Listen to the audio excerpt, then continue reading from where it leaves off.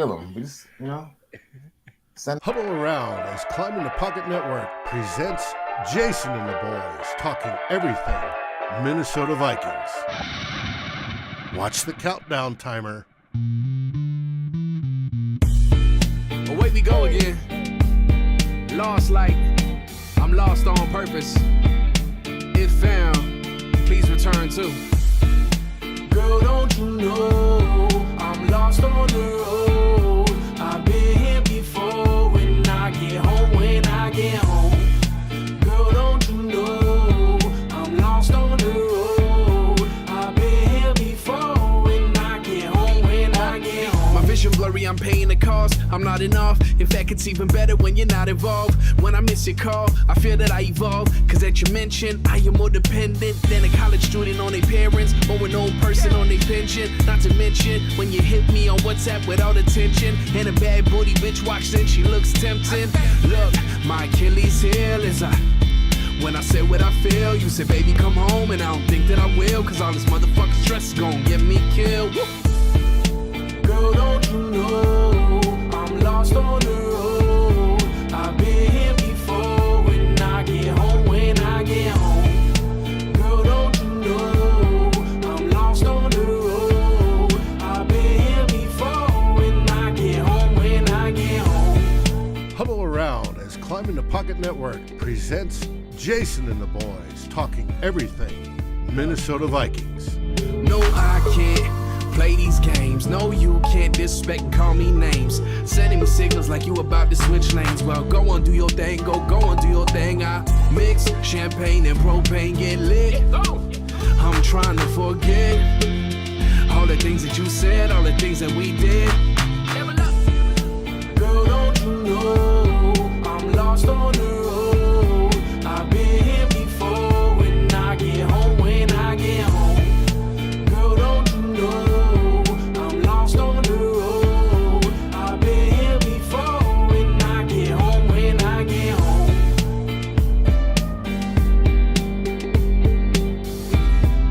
watch the breakdown. And I get home when I get home. You just gonna act like we normal now. Good luck. Don't you try to call me with that bullshit, telling me you're sorry. You act too quick. That's somebody else's problem now. You're somebody else's problem now. Don't you try to call me with that bullshit, telling me you're sorry. You act too quick. That's somebody else's problem now. You're somebody else's problem now.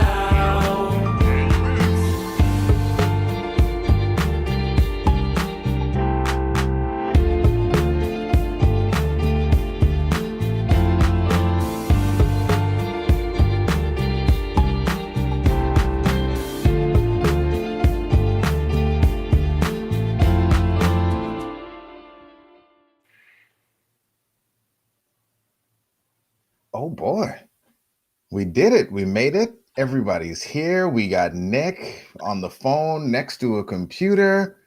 Flip is here. Myles is here. David in the booth. Let's go. Yes, sir. Gentlemen, we are back once again to record live for all y'all on YouTube, or if you're checking out the podcast, wherever you listen to your podcast. So let's do a round of introductions. Jason, you can find me on Twitter at Brown Jason, wide receiver 1. My man, splitting your attention, Bulls draft, Ricky What up? Rubio. But we're here to talk Yeah. football. What's going on, Myles? How you doing? Hey, shout out to Ricky Rubio. Welcome back. That's my guy, man. Talking football though. No, I'm excited. Excited is a little bit of a too much, but I thought the game was good. I think for the Vikings to beat a bad Chicago Bears team, in Chicago though, it's always gonna be impressive just for the fact that they don't like to win in Chicago, so they did it. I don't know, and Kirk got, I guess, the quote unquote monkey off his back, so that's good. We got Jerome in the house. Jerome is in the house. What's up, Jerome? And he made it on time today, and he can hear us. It is a beautiful thing. My man, Nick, how you doing? How you been? I'm good, man. I'm pumped. Monday night wins are always fun. It's fun to win in prime time. Well, two things. The Bears offense sucks, but the Vikings made it suck more than anybody. And we held them to 3 yards per play, 3 yards flat. That's like incredible. That's so bad. It's their worst mark since 2017, and they've obviously had some really bad offenses since in the years since. So it was really impressive stuff from the defense there. Some great performances, and then the offense, like they got put into some tough situations, a lot of third and longs, but they just kept converting them at an unbelievable clip. So Bears defense is really good. The fact that they found a way to pick them apart and be able to move the ball down the field is encouraging, I think. So Vikings aren't necessarily I'm not convinced they're good or anything, but it's fun to see them win a tough divisional battle on the road where they typically struggle. I mean, I told y'all they were going to win. But anywho, in prime time, last but certainly not least, the man, the myth, the legend, Flipmazzi with the theme music. I love it. What up, Flip? I got to be honest with you boys. It's Cowboys week. I'm trying to put money down on this game. All these Cowboys fans I know, no takers. Nobody wants to bet on Dallas right now. Man, would you? I offered them. I was like, look, bet 25. I'll take the 50, Vikings. I'll take the Vikings anything. if you want Dallas. Come on, dude. I got more. I guess we got the same amount of Viking gear on right now. Exactly, though, right? Exactly. That's why they're not taking it either.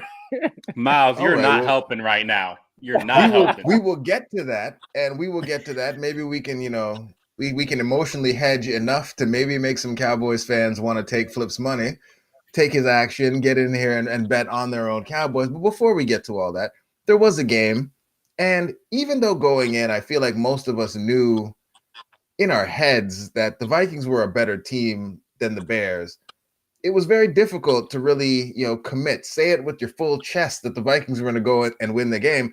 And to be fair, watching that game, it was painful. That was not a fun football game to watch. It hurt. It was ugly. But the Vikings came out and did what they were supposed to do in that game.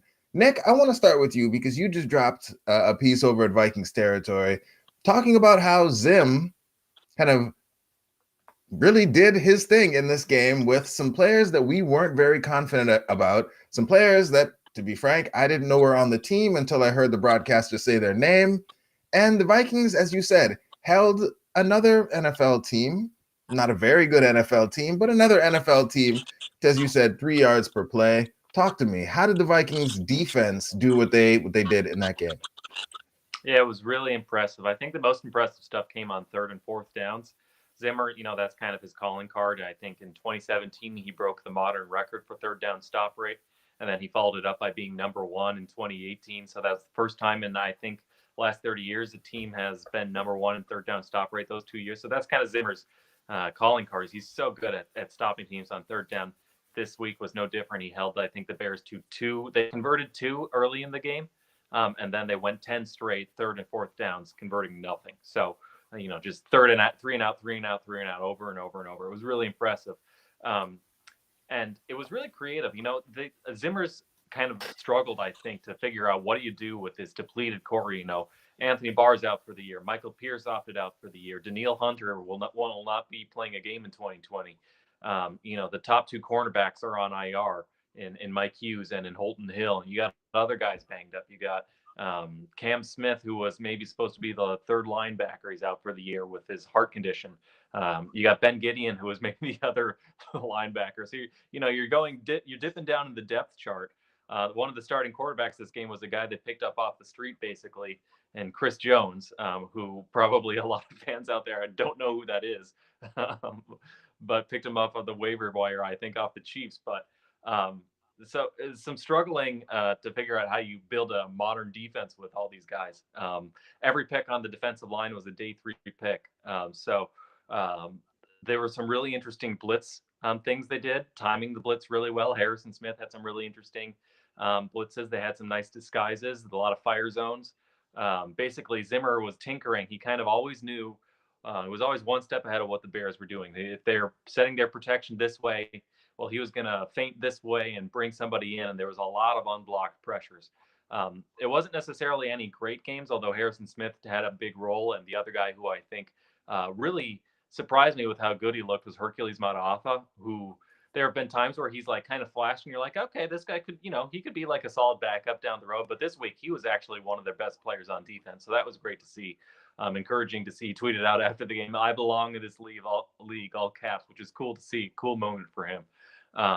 But yeah, it was they designed a lot of interesting blitzes. They got after Nick Foles. They confused the coverages pre-snap. So Foles, whatever he saw pre-snap was not what he was seeing post-snap, and he had to figure it all out on the fly against some really confusing coverages. And they did some weird stuff with the coverages where they sort of rolled the safeties down and had the safeties playing cornerback, and they'd had like Jeff Gladney or Chris Jones playing the deep safety. So a lot of inverted coverages, a lot of just confusing, different, unique tinkering stuff.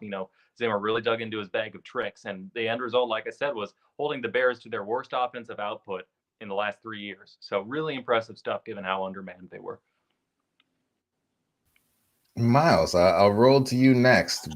What were your thoughts? Offense, defense. How did you feel watching this game? Have your thoughts on what the Vikings are changed coming out of this game, or did you kind of reinforce what you already thought about the team going in? Well, it's crazy. So I'm gonna try to be as more optimistic than I've been, just because obviously they were 1-5. They've crawled their way up to 4-5. I think 3 straight divisional wins isn't anything to write home about. That's impressive, even if most of the teams in the division suck. I think it's still a step in the right direction. And I think what I mentioned before is winning in Chicago for the Vikings is impressive in itself, just because they struggle to do it no matter who the Chicago Bears put out on the field, no matter who the Vikings put on the field, they struggle to win there. So it's just it's impressive in that way. What Nick to Nick's point, the defense played well. The defense getting an opportunity to play against some bad offenses in Detroit, which Detroit putting out Adrian Peterson rather than DeAndre Swift is a crazy situation in that how are you going to try to beat the Vikings that way? You're not. And then Chicago rolling with Cordell Patterson, their run game. The Chicago Bears might have one of the worst offenses I've seen in a while. It's bad, and especially when you have an offensive-minded head coach. They are really bad, and I know Nick Foles hasn't been good, and Nick Foles was really bad on Monday, and the Vikings did a good job of making him look even worse. But I don't know what that team's going to do. that Chicago team's not like the Vikings in Chicago have obviously flipped, because to start the season, Chicago went on they were like 4-2 or something like that. Had a pretty good record to start the season. I think we were all calling them paper tigers. They weren't, going to be teams we expected to be good, and we were like underwhelmed by the Vikings. And then obviously now the Vikings have kind of hit their stride and they're looking good. And I think the Vikings, to Nick's point too, have done a really good job of finding ways to get the most out of guys you didn't expect to get production from. And that's an important.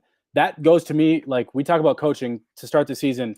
This is where I had a problem with the Vikings defense specifically, like Mike Zimmer, Andre Patterson, those guys is Adam Zimmer too. I guess he's a part of the D coordinator position. Like the Vikings defense from the coaching standpoint, I was struggling with. Coaching wasn't doing a good enough job to coach up these young guys, because they knew going into the season that they needed young guys to play significant roles, and they're going to need coaching to be better than what they've been in order to get that production out of them. And it's taken some time. Obviously, no preseason played a big part in that too, but to find their stride, by week 10, I think that's really impressive. Let's see. Luckily for them, they get another team that'll be a little bit underwhelming in Dallas, but keeping it with Chicago, watching guys like Chris Boyd play impressive. He was a 7th round pick. He's a guy that was expected to just be a rotational depth special teams guy. He looked good on Monday. Jeff Gladney starting to hit his stride a little bit too as a 1st round pick. I've been impressed by him. He's starting to understand read and recognition and breaking on the ball, breaking on plays. So impressed with that. Hercules Mataafa, like Nick said. Eric Kendricks is obviously the best middle linebacker in football right now. Harrison Smith continues to be an all-pro type player. So the defense looks really good. DJ Wanham, 4th round pick, a guy. Shamar Stephen, a name I never expected to give any props to ever in my life. He's had a good season. It's kind of weird. Like they asked him to be the number one He interior. heard what defensive Nick lineman said on the about team. him in the He offseason and had his to have. I mean, he motivation. must That have. tweet has been printed out. It's in his locker right now. It must be. I mean, but it's working because that dude's playing pretty decent. Like they asked him to be the number one defensive tackle on the team, and he's done his job better than what we've seen. He's still not getting a lot of pressures, but he's doing his job, and that's impressive in itself. And then real quick, I'll flip it over to the offense. Kirk Cousins played well. I think he played a good game, and I don't want to discredit anything from him for what he did. There were times that I struggled with him being scared in the pocket when no pressure was coming because no guys got open. But that's nitpicking at this point because overall he played a really good game. Justin Jefferson is offensive rookie of the year. If you're not looking at guys like Justin Herbert, Joe Burrow, any non-quarterback, you couldn't tell me that Justin Jefferson isn't the offensive rookie of the year, in my opinion. He's been that good. And he's for a team that traded away their best offensive player and replaced them in a draft, you don't see guys come in and help replace that production in year one as swiftly and easily as Justin Jefferson's been able to do it. So it's been really impressive. Adam Thielen's been Adam Thielen. Man, I mean the offense in itself looked good. I mean they had besides so where I was most impressed is the run game was terrible, and they still found a way to win the game pretty handily. Like outside of special teams being dog shit, they would have won that game by probably more than 2 or 3 touchdowns. 10 plus points. 14 plus points had the special teams not just been god awful. So it was a good game. It was. If you had told me going in that there'd be a kick return touchdown by the Bears, the run game wouldn't do anything because the Bears front seven would be as bad as as ferocious as we were worried about. Hicks and Mack would be as tough as they would be. There would just be brick walls for Cook to run through. And that we'd get some unlucky turnover luck. Adam Thielen would drop a pass, would go to Khalil Mack's hands. Kyle Rudolph would have his first career fumble. I would have told you, oh man, this is the recipe for Kirk Cousins to absolutely melt down on Monday Night Football. Everything's going wrong. There's no run game to support him. There's nothing else to help him, and his receivers are letting him down. But he came through. It was really impressive. Monday Night Football. He comes through. He's delivering darts all over the field. It was really good fired stuff up. to see, so. He was fired up. And Flip, so I got to throw it to you because noted analytics fan Flip was doing some charting of his own to start the game on the Vikings offense, and so I want to get your thoughts on kind of not just the outcome of how things went and the fact that we won the game, and that is fantastic, but you were really looking at something that you've been talking about a lot. We're a run first offense, and you were kind of checking to see how long it took for the Vikings to fully establish the run before they could maybe start to do other things on first down. So Flip, tell me what your thoughts are on the Vikings offense based on what you've seen, not just in this game, season to date, but also I guess you're really focusing in on really how much we did run Dalvin into that brick wall and hope that Kirk could bail us out later on third and maybe longer than we would like. Based on kind of what we were doing strategically at the start of that game. It's just does not make analytic sense to me how Kirk Cousins plays better when they use this run-oriented style of offense. So I was just charting towards the game, and I almost made the big bet because I knew that play action shot was coming. But if you just look at the first drive of the Vikings game, 4 first down plays. They ran on all 4 first downs and, got minimal yardage. Kirk ended up completing that third down pass to get the new set of downs. Second drive, I think it was a 6-play drive, 2 first downs, 2 more runs on those first down plays. So you can tell that Kubiak is coming out and he's pounding Dalvin. He's setting up for that play action pass. So they don't pass on a first down until the third drive of the game. I think it was right before the end of the first quarter. It was an awesome scheme. It was schemed so well. It was Justin Jefferson schemed onto a safety. They didn't complete it, but it's clearly there's a mentality in Minnesota that you do need to establish that run game in order to, set up for the early passes, for the first down passes. Passing at times when other teams know it's opportune and they'd start passing earlier than the Vikings do. That said, how do you separate the process from the results? Because the process was terrible against a very good defense on Monday, but Kirk Cousins had his best game of the season, and he's had his best 3 games of the season in these last 3 weeks. You look at ESPN QBR, if Kirk got the 85 QBR that he got last night, if he averaged that, he'd rank first in the NFL in QBR. In reality, when you count all 9 games they've played, Kirk Cousins ranks 21st in the NFL in QBR. So what is it about having to lean on the run so heavily that Kirk Cousins needs to succeed? Because it's just not something you see on other teams across the league. And so, Nick, we'll flip it to you because, Flip said, Kirk has been playing well. So I feel like, we finally get to flip it to you on a positive note, as opposed to you maybe having to defend Kirk when things aren't going well. But, we talked earlier about, the Vikings hiding Kirk and kind of trying not to put too much on him, which, there's a whole nother conversation to be had about why you paying him if you don't want to run the offense through him, et cetera, et cetera, et cetera. Why do we have such good wide receivers, all these things, if we're not going to have them be the focal points? But I guess, what are your thoughts on kind of what we're doing now and how much we're leaning on the run game and how efficient Kirk has been able to be in these situations? And do you think that is a recipe that is one that can carry us not to the playoffs, not to 8-8 or 9-7, but one that can actually allow us to make noise and be something of a contender in this season that, Flip has always said it wasn't going to be the Vikings team that came in that everyone expected to be great. It was going to be the team that was kind of thrown together like this one kind of feels, that got some luck with the injuries to other teams' quarterbacks and other things going on. Like, things are kind of lining up in a way that you could see the Vikings going on a run. Is the way we're playing and is the way Kirk is playing sustainable as we continue to go, and we actually do need to play like good teams come playoff time? Yeah, that's an interesting question.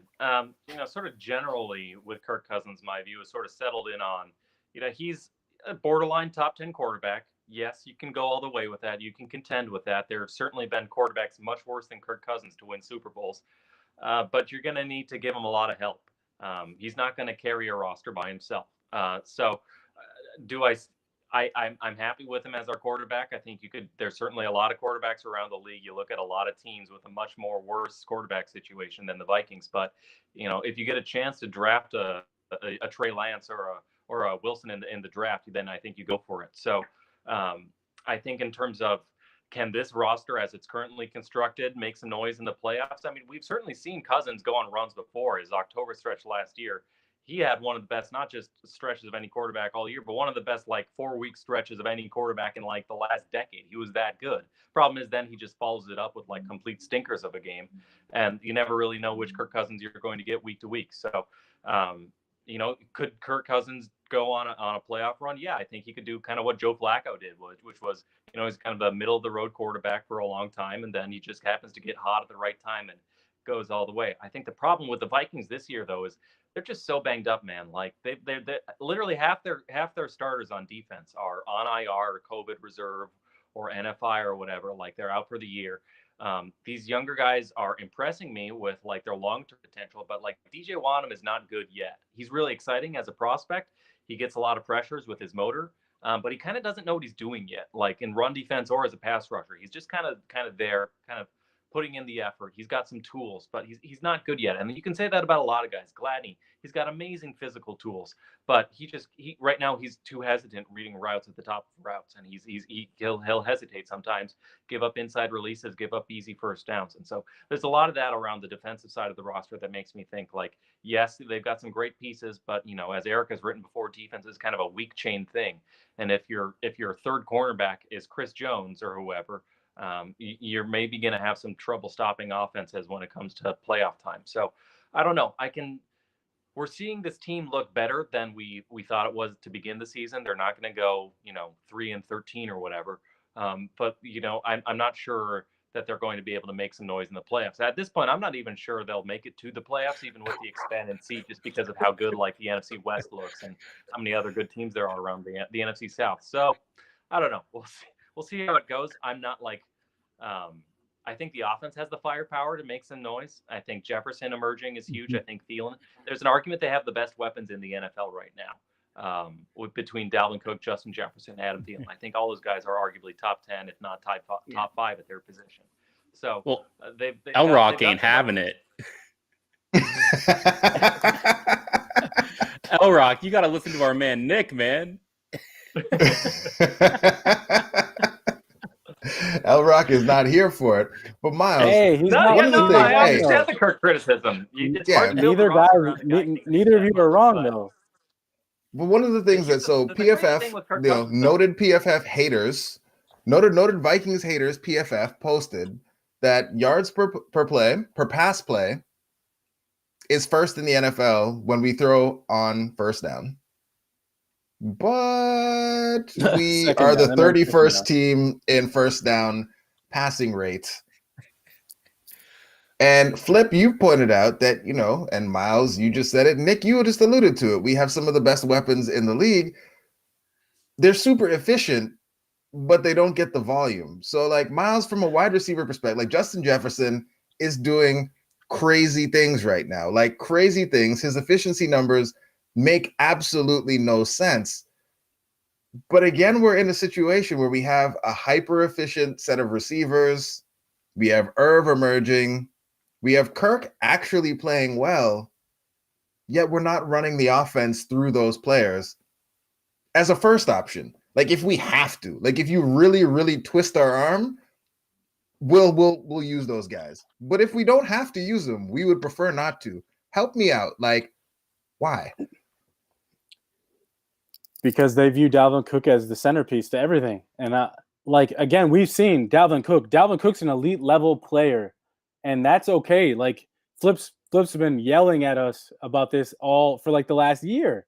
And like, he's not wrong in the idea that if you're going to keep Dalvin, use him, because what's the point of keeping him if you're not going to use him? But at the same time, they spent all this time since 2018 to pay Kirk Cousins, Stephon Diggs, Kyle Rudolph, Adam Thielen, all that to feature their like lowly paid running back. And then now they're paying their running back, but they're still paying the quarterback, the receiver, the tight end. Like, again, I talked about this last week. The philosophies just don't add up.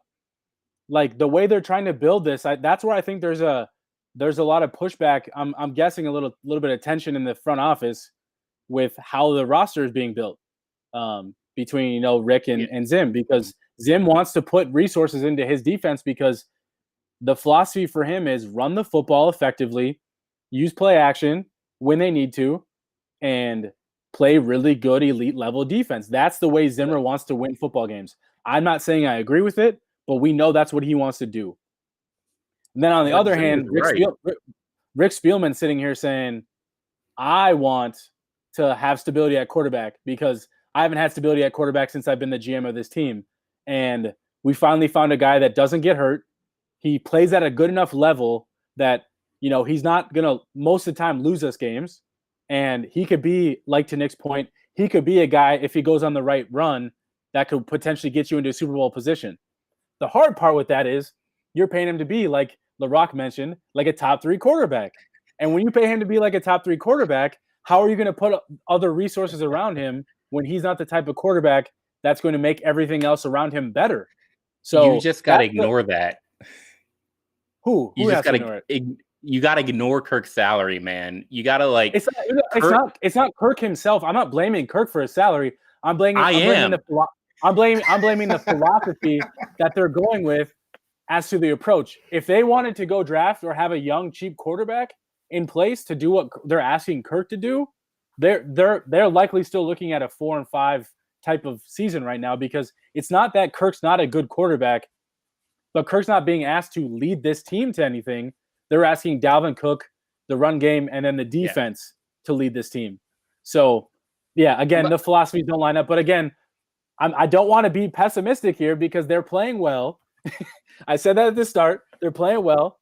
They're on their way here. They have a good stretch here to get into a position where They're going to get our hopes up to let us down. It's going to happen. I'm just letting everybody know now.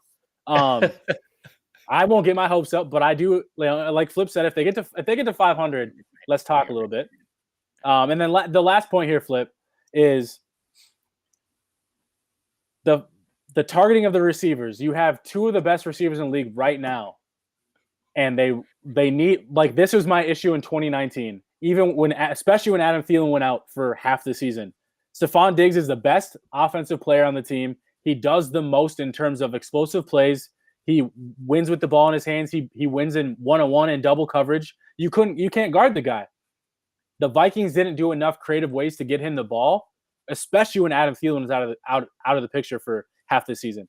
You needed to do more to get him involved because he helps you win football games. And I know their schedule last year wasn't as strong, so they got to run the ball a little bit more effectively and all that. But as you saw when they played really good teams, it hurt them because their philosophy was, we're going to have Diggs run all the deep passes, and if we can hit on some of these play action explosive plays, great. But when we don't, what are we? What do we resort ourselves to? We're dink and dunk. We can't really do much when our run game isn't working. So you fast forward into 2020, they have Justin Jefferson, who has exceeded all expectations, and then Adam Thielen still playing at a high elite level. Both of those guys are doing what you need them to do, and I think Kubiak's doing a little bit better of a job, in my opinion, of creating a little bit more creativity to get those guys the football than I think Stefanski did last year. That's just my opinion. I'd have to look at it, and I'll look at everything, but that's just what I test. They're still not doing enough to hyper-target those guys, and I think that's on Kirk. I believe when you drop back to pass the football, throw the ball to 18 or 19. Like, yes, get Irv Smith involved, of course. Yes, get Kyle Rudolph involved as you need to. But what'd you say? Beebe. Yeah, put Beebe on Buster screen. Chad Beebe running outside routes. What's his depth of target? Like 0.02? I don't, like, come on now. Like, what's the point of having, like, but don't target him because he's just a filler.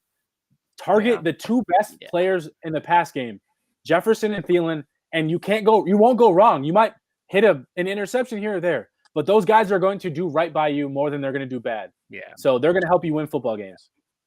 So it's not just the targets; it is the amount of pass plays they're calling. Because I mean, I don't know how we make the point any more clear. 54 targets is peanuts. That is so weak. Justin Jefferson should have 90 targets.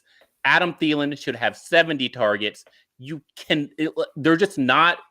Justin Jefferson won't win Rookie of the Year. Justin Jefferson, the wide receiver one of the team already? Yes, it's clear. It's clear. Nick already. Nick already. I'm just asking the question. But I don't know. Let's make something very clear. Justin Jefferson will not win Rookie of the Year, and that's because if you go back 3 weeks, he was in the conversation. Then he went 2 games getting 10 combined targets in those 2 games. He is not getting the volume. Justin Jefferson leads the NFL in yards per route run. He's clearly a top 10 NFL wide receiver right now by all metrics, but he's not in the conversation because the Vikings don't use him. That's point number 1. Just like deal with it. They're not using him right. Point number 2 is I don't trust this team in a pass-first system. And it's because our commenters are saying it. He's not an alpha. He's not the alpha dog. To get good play out of Kirk Cousins, you have to make him feel like the sidekick. And that's what they're doing. You have to make him feel like just another guy.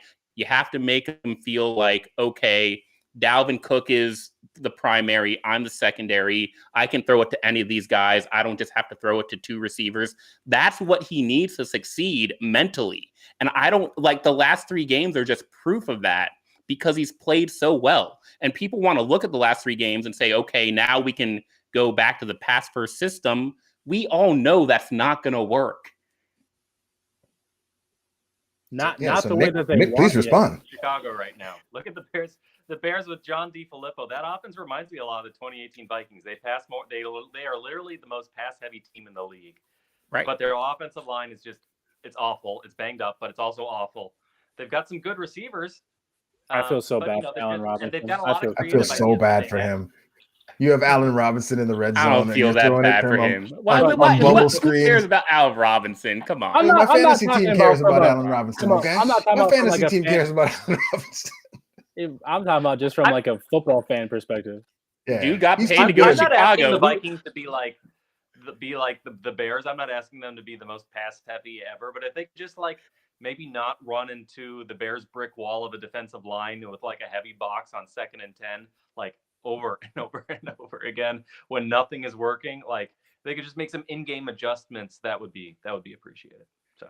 So Yeah. I guess the question I have. Ball, like they're feeding Dalvin, like, and I get it. Like Dalvin is probably, from just a pure football perspective, Dalvin's probably the best player on the offense. Like Thielen and Jefferson, I think, are really good. I don't think anyone would say Thielen or Jefferson are the number one wide receiver in the NFL. I think a lot of people would say Dalvin Cook is the number one running back in the NFL. Well, that's where position of value comes into play.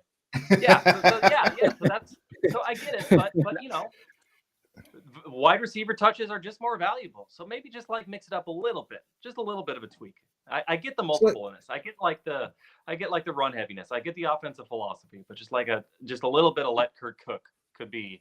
Well, here's the quick question I have is it sustainable? Because what we've seen with Dalvin Cook getting 30 plus touches, what was it a few weeks ago? I think it was Green Bay where it was the first time he'd ever had 28 plus carries in a game in his career. Like he's not that, like he has to be a workhorse because they need him to be a workhorse, but they shouldn't. The hard part is like you're paying him, so you need to get him involved, and he should be involved. At what point though are you overworking him? Because what we've seen is we don't see him. Dalvin Cook's not a 16-game player. Most running backs aren't, right? For being honest, it's a tough position.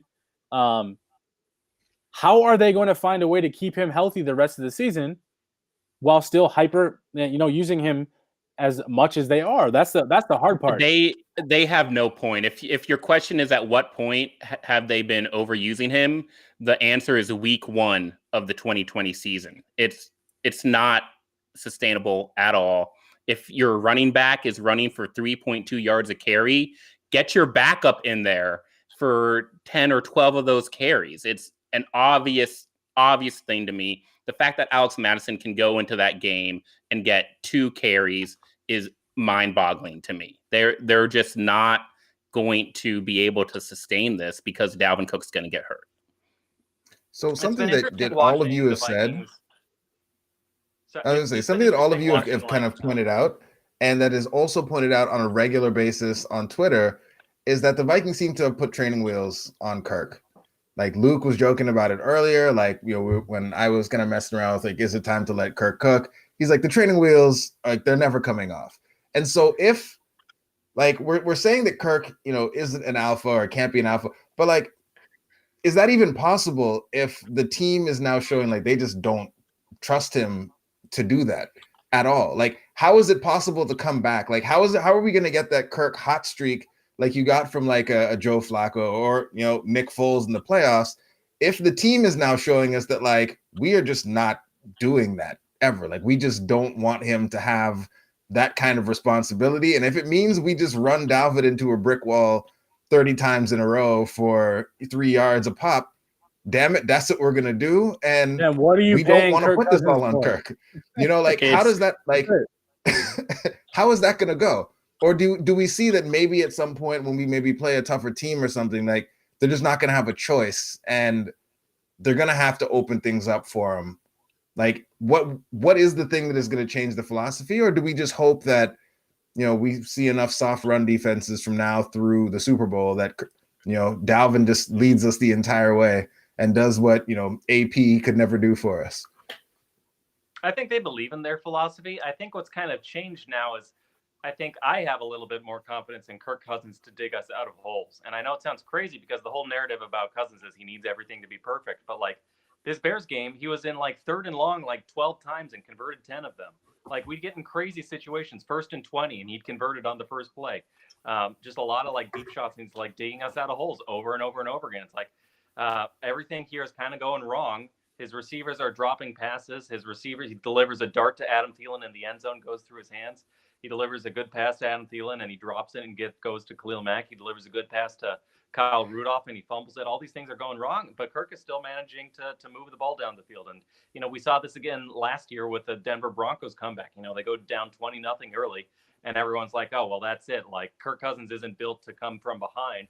And he just goes Super Saiyan and leads like this huge, incredible, one of the biggest comebacks of the last decades. So I think they like Dalvin Cook a lot, and they're going to keep feeding him. And it doesn't matter if it's working or not. They just have that much confidence in the scheme, in the wide zone, and in the new wrinkles they're bringing in, and Dalvin Cook's talent. That if you just keep feeding him, eventually he's gonna bust one out, and it'll justify it. But at the same time, the Adrian Peterson effect. I think the bottom line is Kirk they had confidence in Kirk going into this year. He lost the confidence, and he's got to win it back. So the question is, when does he earn it back? Does he have it now after that Bears game? Have they forgotten about, the Packers game and the Colts game and the Falcons game?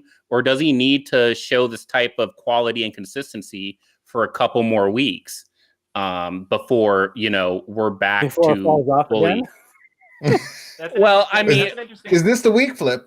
Is this the week maybe they open it up and it helps you win some money? Is this the week with Dallas showing what they've shown, where like they turn every quarterback into Patrick Mahomes? Is this maybe the week that they open things up? Talk to me about how you see this next week going against Dallas. We've got the best running back in the NFL, and the Cowboys are 31st in rush defense. That's how I see it going. Dalvin Cook is going to eat. Okay. Short, sweet, to the point. Dalvin is going to eat. Myles, as we roll along, how do you see this one going? Do we think the team is going to look a little bit better? Are we actually going to go in, see this Vikings maybe blow a team out? Or do you see this being potentially another kind of close-ish, ugly game against the bad team that the Vikings, squeak out a win? It's tough to say they should dominate. They should. Yeah, no, this should be one of those games that you get disappointed if they don't beat this team by, 2 scores or, whatever. I don't know what the betting line is. It's probably like 7.5 at this point. I don't know the numbers. It should be higher than that, or you should be betting the over on whatever the over under is on the line. So for the Vikings, they need to come out and they need to, destroy the line, not the Lions, the Cowboys. They need to beat them and beat them handily. Like, Dalvin Cook should have 150 plus, it doesn't have to be that, but, exaggeration there. And they should be able to throw all over this team. They should be able to do whatever they want on offense. Is it Garrett Gilbert at quarterback still? I don't know. But either way, he's back. The Red Rifle coming back, buddy. Is he? Oh, they're fine then. Yeah. I was more worried about Garrett Gilbert. No, I mean that. So to at least the Cowboys have good weapons. Like, when Nick was saying the Vikings might have the best weapons in the NFL, the Cowboys are right up there. I think the Cowboys are one of the best, have some of the best weapons in the league. They probably have the best trio of receivers in the league. And, as much as, you say what you want about Zeke, Zeke's still a good running back. Like, so do I believe that this defense could give up some big plays to the Cowboys? I do, because the defense still isn't great. They're not good. Like, they're still in that, like, finding out who they are phase.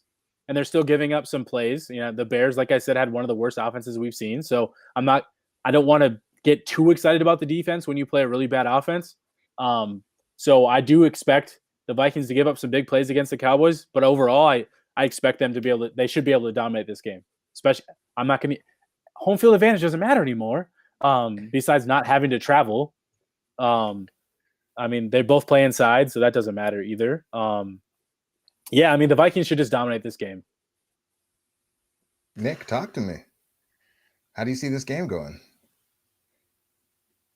They don't have a quarterback. No. They do have some offensive weapons, but they don't have a quarterback and they don't have a defense. So this is, people always say, the Vikings, they don't beat good teams. But the thing about that is they do beat bad teams.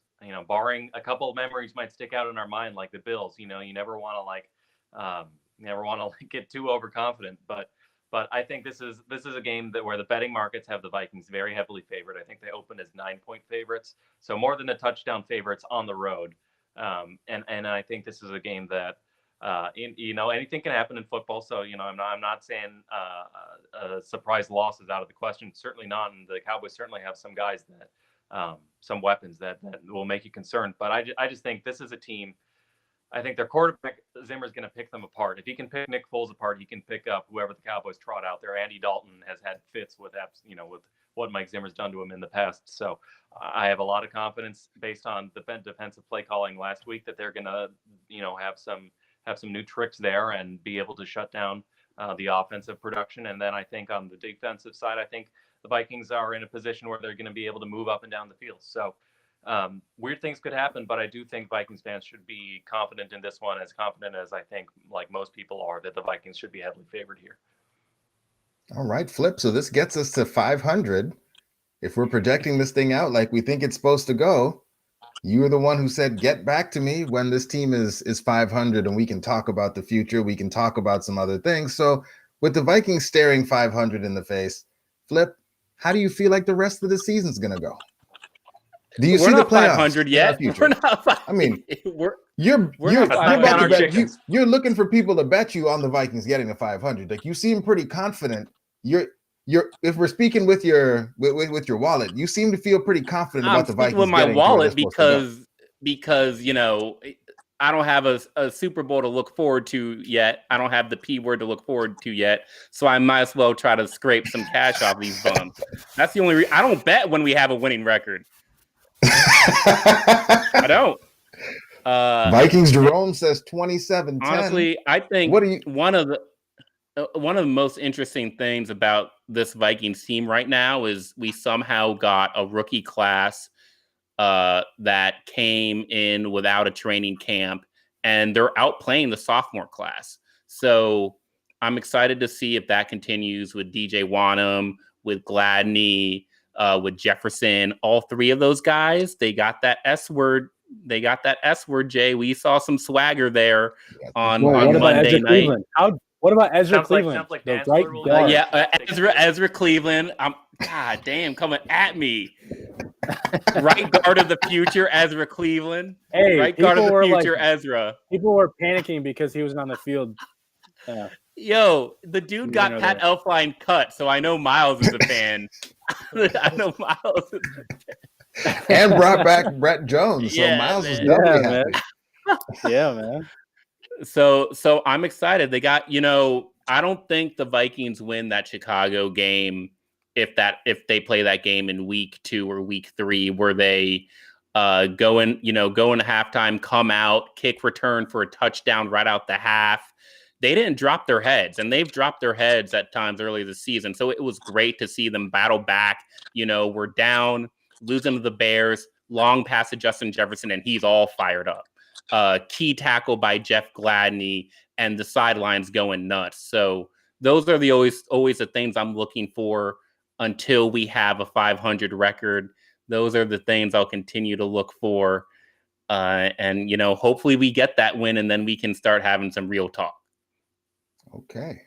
All right. So let's get everyone is a consensus. Vikings pull this one out. Is that what everyone is predicting at this point? Vikings win. Big win for the Vikings. The Vikings should win 7 or 8 straight games at this point, the way the schedule looks. It is a soft schedule going forward. Soft as hell. It's one of those things where the numbers look better every week, but I don't think fan confidence increases after those wins, Well, so that's the thing. The Vikings could go on and end up being 8-5. And then they'll play the Tampa Bay Buccaneers, get killed, and fans will be like, let's not panic. They just won 6 straight. It's like, but look at the schedule and who they played. That matters. But there's also the thing, the Vikings are going to keep winning games until fans expect them to win, and that's when they twist the knife. Because that's we all expect them to win right now. I mean, no, he's talking about because we're playing Andy Dalton. He's talking about against good teams. I just think the way I look at it. So what I just heard Nick say is that the Vikings are going to lose to the Panthers, is what Nick just said to us. is Teddy Bridgewater we're going to beat the revenge game? Cowboys and we're going to lose to the Panthers, is what Nick just said. It's a tightrope right now where fans are going to lose their shit. This is 6 consecutive weeks in a row where if we lose any of these games, fans are going to lose their shit. That's how I look at it. Zim's going to try to heat Teddy up with the blitz package, and Teddy's going to go for 450, and Vikings Twitter is going to burn to the ground, is what Nick just told us. Because we're going to go in confident and on a win streak against a team that can't play defense, and bad things are going to happen. What sucks is this race for like the number 7 seed is going to be tough, and like the Vikings, it's a soft schedule, but the Vikings really can't drop one, or else they're going to be in a really tough spot if they want to make the playoffs. So, but they're the going last place to you want to because be is like the number 8 seed, and you don't get a good draft pick. So this is what the Vikings will do. They will get your hopes up that they'll make the playoffs. They'll lose some game that they shouldn't lose, and they'll miss the playoffs. And then everybody's going to say, run it back to next year because they were that close. And I'm just going to throw my hands up. It's known. Mitchell Trubisky is going to come back and twist the dagger at the end of the season. I think we're going to see a Panthers loss, but Bucks win, where it's like, oh, man, we're done. And then we just like one Bucks win. Everybody's going to be like Super Bowl. There we go. Okay. Atlanta and Green Bay. I can get behind that. I see. Well, Nick, I know you can. I can't. Nick, do you have anything else that you're cooking up for us? Anything we should be on the lookout for before we get up out of here? No, I mean, I dropped that piece on what Mike Zimmer did schematically to stop the Bears on Vikings territory. So you can check that out on vikingsterritory.com or on my Twitter page. But other than that, no, I'm interested to see what happens with this Cowboys game. I think it's really interesting that like Zimmer's always been like a tinkerer, but to start the season, it was so vanilla, man. It was like cover 2, and it was a lot of just like very basic things because he couldn't trust anyone. This Bears game, it was anything but vanilla. So it'll be really interesting to see, does Mike Zimmer keep up his bag of tricks? Does he keep that going? Do we get to see the new creative, fun ideas? Because I think if he can, he will. And it seems like the defense is meshing. They understand each other. They're communicating well. So if they can keep that going forward, the defense might not have the talent, but I trust Zimmer to put something together. So that'll be fun to see. All right, Myles, other than looking for a PlayStation 5, what else you going to be looking for as we roll things forward? Bro, don't get me started.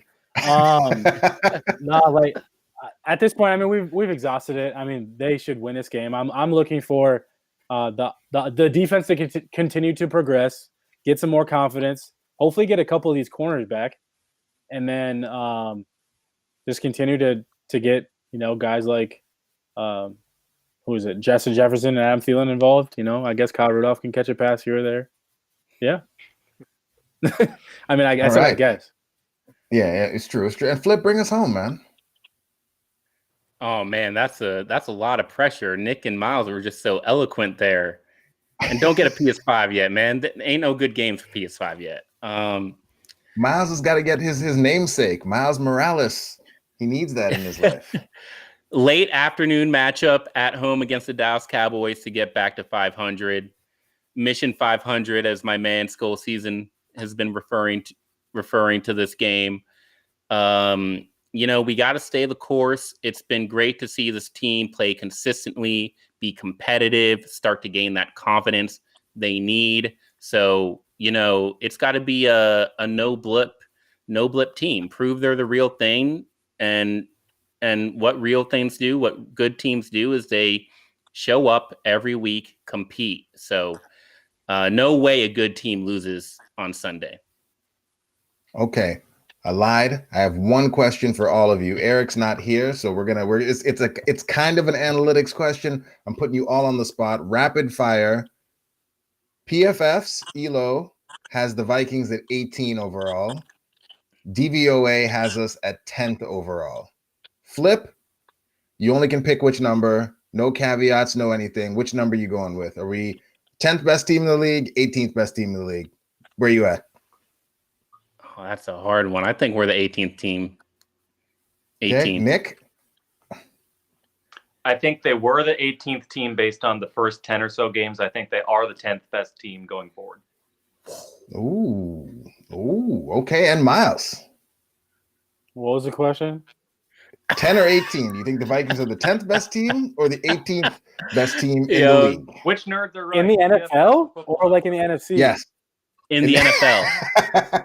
In all of the NFL. They are literally ranked 10th in the NFC by win-loss record right now. So I'm 12th. I don't think they're quite like.